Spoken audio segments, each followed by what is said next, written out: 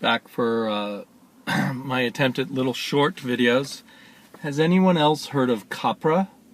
This is a compendium of 3 issues of Copra.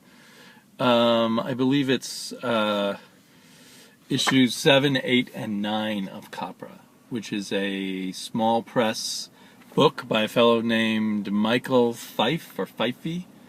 And I just picked it up at random. It looked kind of cool. I liked the cover, and I was trying to find some really truly independent underground kind of books.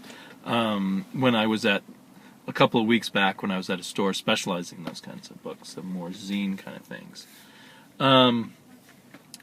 But after I read most of the first issue, I read somewhere that this is a fairly well-known book, and it's at least on the people who follow cooler independent books, and it's Michael Fife's tribute to the Secret Six, as done by John Ostrander, which I assume would be the 80s, I don't know, or the 90s.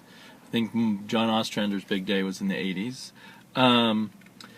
And it's hard to make any sense of it. You can't just pick it up in the middle, I guess.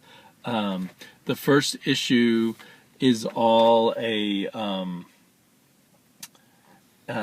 thinking about her team of assassins, this woman who runs Copra, whatever Copra is. It's like the Secret Six. She's like Amanda Waller, I guess. And the art is kind of scratchy. There's something kind of compelling about the writing, but I just couldn't.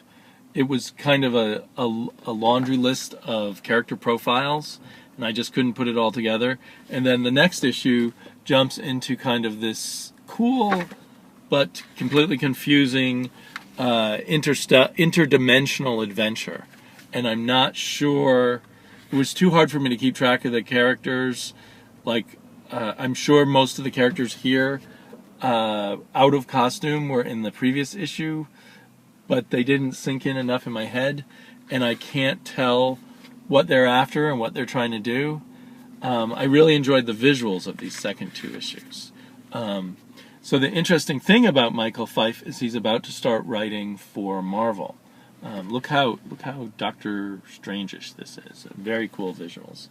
I kind of wish he was drawing for Marvel, with a little fancier coloring and maybe some more detail put into these images. But he's going to be writing the Ultimates when that is rebooted. And I just heard Brian Michael Bendis on Word Balloon talking about how he recruited Michael Fife, because he was like Bendis was once upon a time, the hip, up-and-coming indie guy.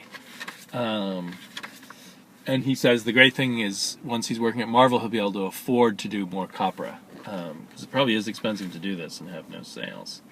I'm surprised he doesn't just do it digitally. I believe he also does webcomics. So this is visually very interesting, and you vaguely sense he's got a lot of ideas about other dimensions and superheroes, but it's hard to tell what they are. I enjoyed it enough visually that if I saw the earlier compendiums, I might pick them up if my wallet was feeling flush, or if these were available digitally on a cheaper basis, I might do that. But I don't know if it would all add up to a story or not.